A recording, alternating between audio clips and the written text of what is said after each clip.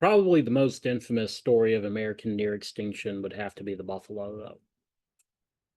Today, there are 92 million cattle in America, but only about 500,000 buffalo.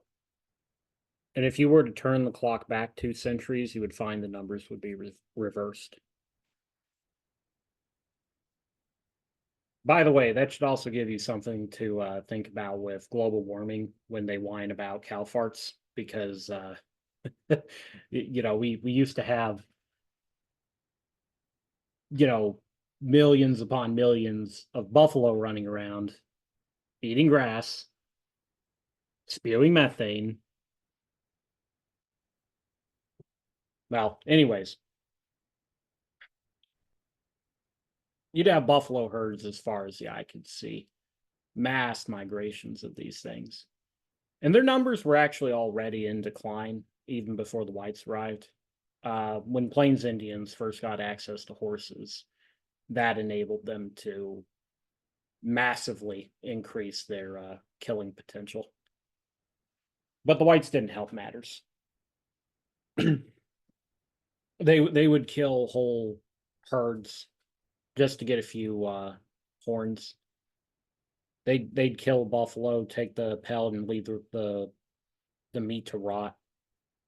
They'd shoot at him from trains just for fun. And on occasion, the U.S. military even intentionally called big herds of them as a scorched earth campaign to deny the Plains Indians food, essentially starve them to death.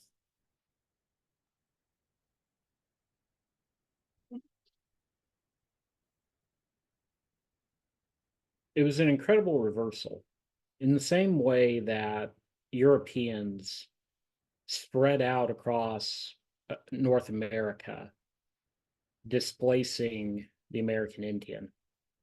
Likewise, their cattle spread out across North America, displacing the buffalo. They didn't just kill off the local nature, they replaced it, they transformed it into something new. And why did that happen? What what is the basic meaningful difference between a buffalo and a cow? What it comes down to is one simple thing. Cattle are domesticated. Cattle can be corralled and controlled easily. They've been bred to live around and depend on humans. And because of that, cattle are very amenable to becoming private property. Buffalo are not. It wasn't just that the whites destroyed something that their legal system had no use for. It was that they replaced it with something that they did. If buffalo had been privatized, if the nature of the animal lent itself to that, and if the legal system were updated, if people could have bought herds of them, there would have been no need to kill them off like that. They would be just as numerous today, if not more so.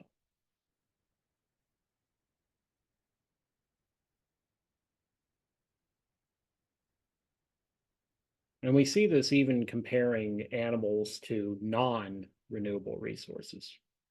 Whale oil was a renewable resource. If the whales had been killed at a controlled manner, they could have kept that going forever. We could be using it instead of kerosene today. Crude oil is non-renewable, not on a human time scale. And yet, which do you bet we have larger reserves of? People can own an oil field. People can own an oil rig. They have an incentive to take care of it. Nobody owned the whales.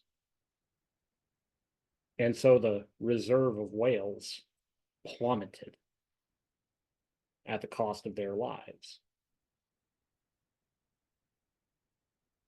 Whether a good is renewable or non-renewable, people have incentives to protect things that they own. And when ownership doesn't exist, you get ecological catastrophe. And the worst results are going to happen when property rights are impractical, like an ocean fishery. You can't keep the critters from moving off somewhere else, or when the commons are massive, also like ocean fisheries.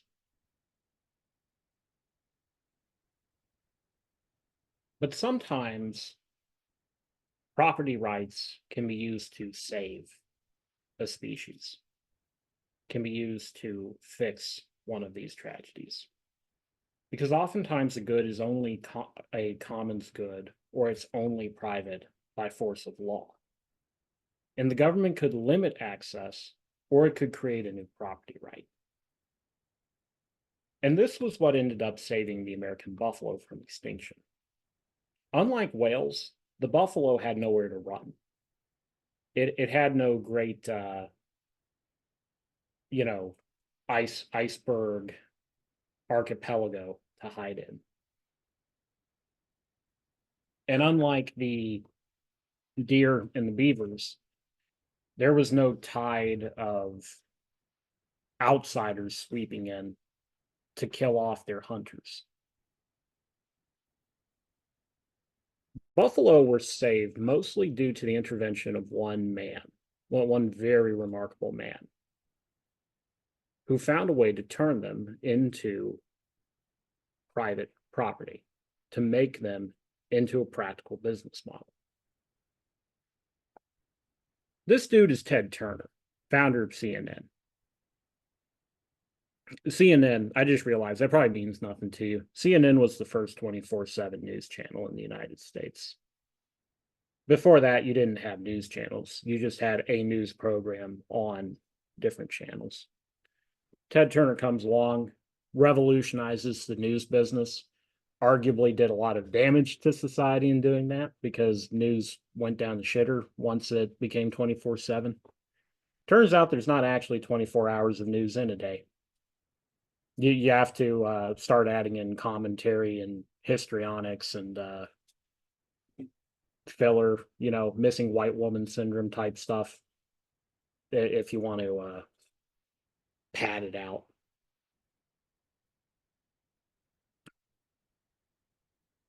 But Ted Turner, he wasn't just a newsman, he was a philanthropist. He was sort of like a modern day robber baron, a modern day Pulitzer, modern day Carnegie. And like the robber barons, he wanted to save the world, wanted to give something back. And for Turner, his main concern was environmental protection.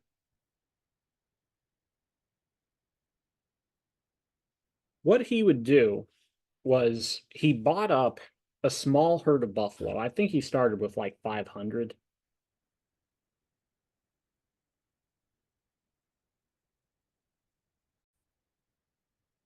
At one point, there had been less than 1,000 buffalo still left in the U.S.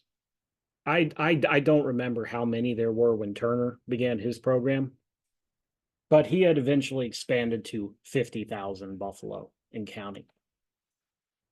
And the way he did it was he treated buffalo like cattle. He would hunt them, he would ranch them, he would serve buffalo burgers on his ranches. But they were his private property, and that meant he always had an incentive to grow. He had an incentive, even aside from his own personal interest in conservation, he had a financial incentive to make these things work for him. And Turner was very passionate about that point. As a conservationist and a businessman, he understood that conservation efforts would never be practical unless they could somehow be monetized, unless they could somehow be made practical for people. People, just like how Smith recognized that people had to be made to want to do well by each other, that their self-interest had to be aligned with society's interest. Ted Turner understood that if we were to protect the environment, we would have to align humanity's interest with nature's interest. So he took good care of his herds. He would give them veterinary services.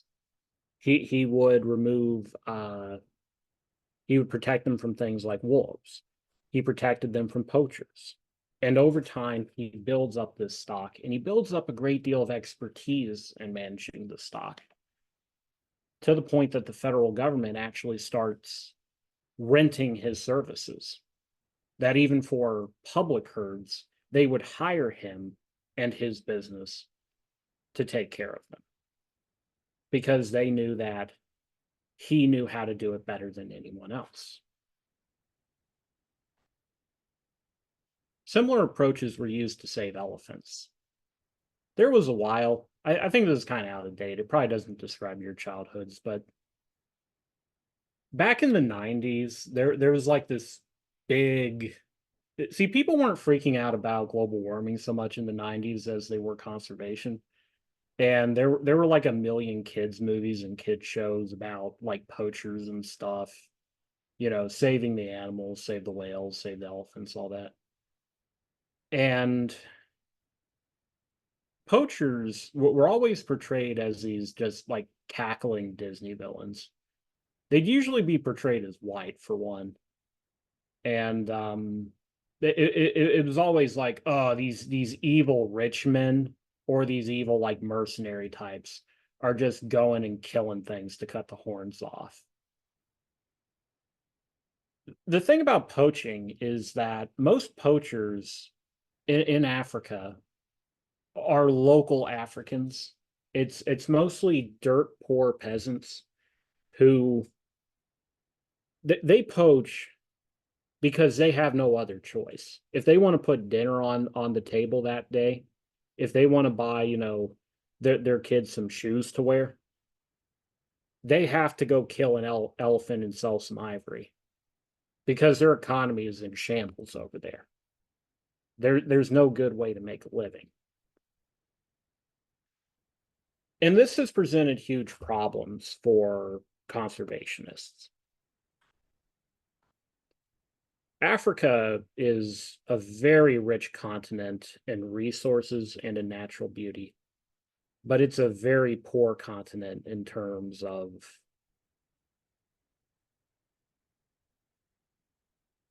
its of its human living standards, and not just in a material sense, in other ways. Poor in education, poor in democracy, poor in security. It's a very sad contrast that you would have this whole continent, over 1 billion people, living in squalor in the midst of great potential.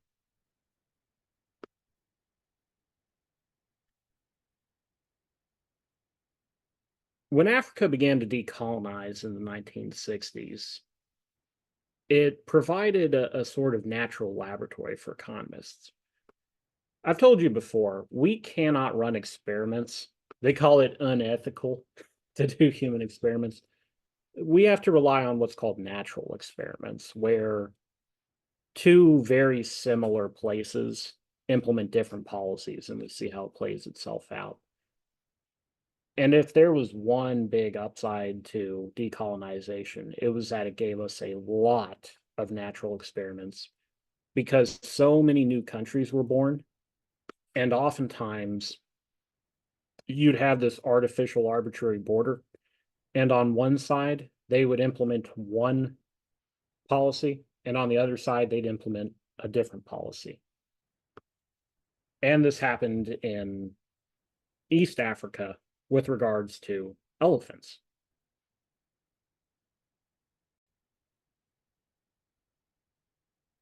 Our experiment in question was between Kenya and Botswana.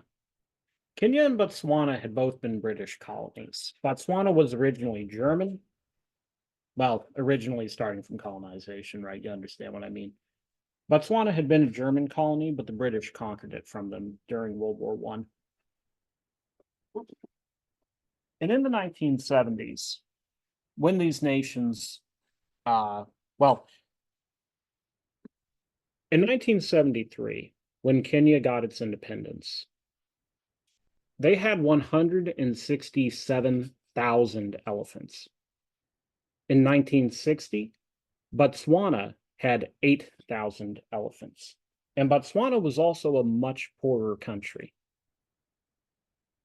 But by 2013, these numbers had completely reversed.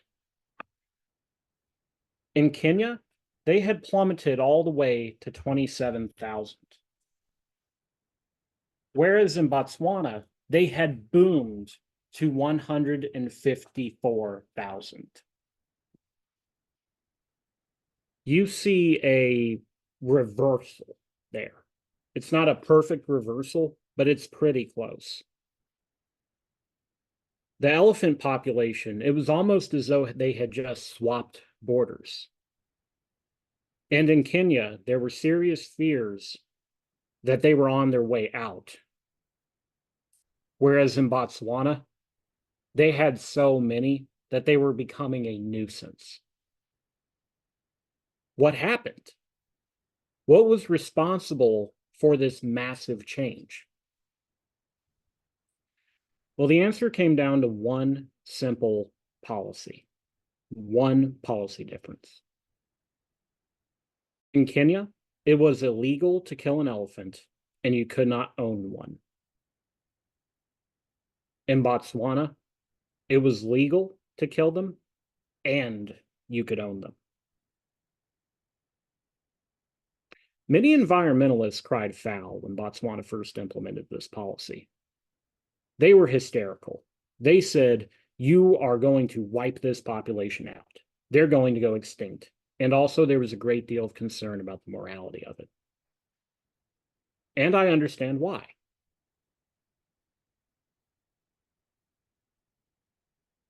Personally, I'm not sure that I'm comfortable with the concept of having an elephant ranch. They're just a little too intelligent. We know that elephants grieve their dead. We know that they have creative abilities like people do. It seems cruel. But at the same time, the numbers speak for themselves. It's something where I'm still not entirely sure where I stand on it myself. But it's a fact that ranching saved the elephant in Botswana just as surely as conventional preservation destroyed it in Kenya. See, it may have been illegal to kill an elephant in Kenya, but people do things that are illegal anyways. That's what makes a poacher a poacher. They illegally hunt. Both countries had a very poor, very desperate population. But in Kenya, the only way that this population could satisfy its needs was by hunting, even if that meant that they had to potentially shoot it out with game wardens. In Botswana, on the other hand, conservationists were able to open ranches, hire the locals to protect their own herds, hire the locals to be wardens of nature, to share some of the profits of this new private industry. And as a consequence, the locals, the very people that would have otherwise been the poachers, became the protectors of this natural resource. And Botswanan nature thrived at the same time that their economy thrived. Botswana would go on to be one of the greatest African success stories on a continent that's usually associated with tragedy. But that was the approach of Ted Turner, and that was the approach of other business-minded environmentalists. You'll have a reading assignment in your homework that goes into more detail about it. They call this free market environmentalism. As long as we depend on charity, or as long as we depend on an appeal to people's values or their morality, we are always going to be disappointed. But if you can find a way to make people want to work for nature, then you can have it all. You can have both a better environment and a wealthier society. These tragedies of the common apply to more than just living things as well. One place where we're seeing this play out right now is in the American Southwest with groundwater. Apparently, our groundwater, well, groundwater is basically non-renewable. Aquifers, underground lakes, they recharge. Water trickles down. You get rainstorms, you get precipitation, and it trickles through the ground to refill lakes. But it does it at a geological pace. It's not as slow as things like oil and coal forming, but it's much slower than, plants and animals growing. You're talking tens of thousands of years of waiting. Well, you would think that that would be something they'd regulate, but they don't. So apparently, out in Arizona, they allow people to take as much water as they want, and the Chinese, they they're growing large farms out there using as much American water as they can, and it's just one of the many things that's putting a great strain on the your big cities like Phoenix. There's a risk that this Sunbelt population might have to move when the land itself fails them, because the state of Arizona squandered its water supply. 3. Now, in general, a tragedy of the commons will be worse the larger the commons is and the more lucrative cashing in is. And the term was inspired by a metaphor of pastoral grazing, sheep having to graze on a commonly owned plot of land. But that's actually one of the worst examples of it. Because in small groups, people can control this just like how they can coast bargain with each other. The more people you get involved, the less likely this is going to work. But there are still situations where you might actually prefer to tolerate a tragedy of the commons.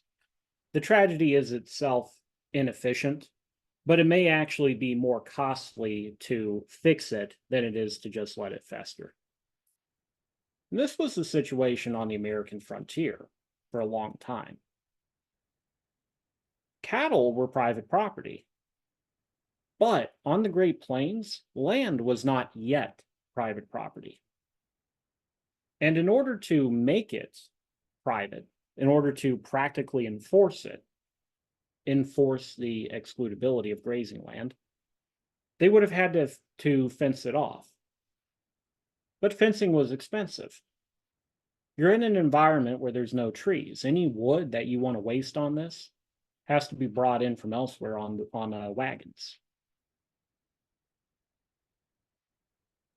Instead, they found it easier to just coexist. As long as the cattle populations were still reasonably low, it was realistic to treat it as one big common grazing zone. And later on, when barbed wire was invented, very cheap, very compact, then there was a shift towards privatizing it. See, if needed, privatizing can fix it.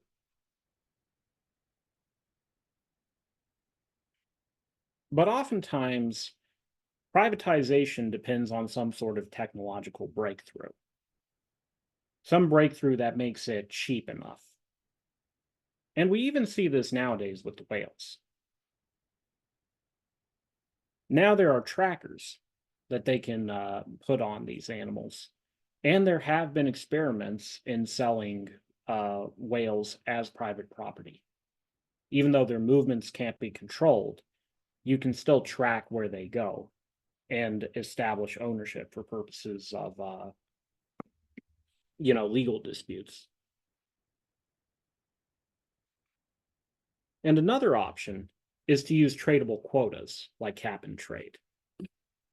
You might not be able to create a private property right over a school of fish in the ocean, for example, but the government can pass a mandate. They can set a maximum quota on how much people are allowed to collect, and then they auction off the right to harvest. You have to pay a fee when you bring your fish in to port. In the next video, we'll pick up with public goods.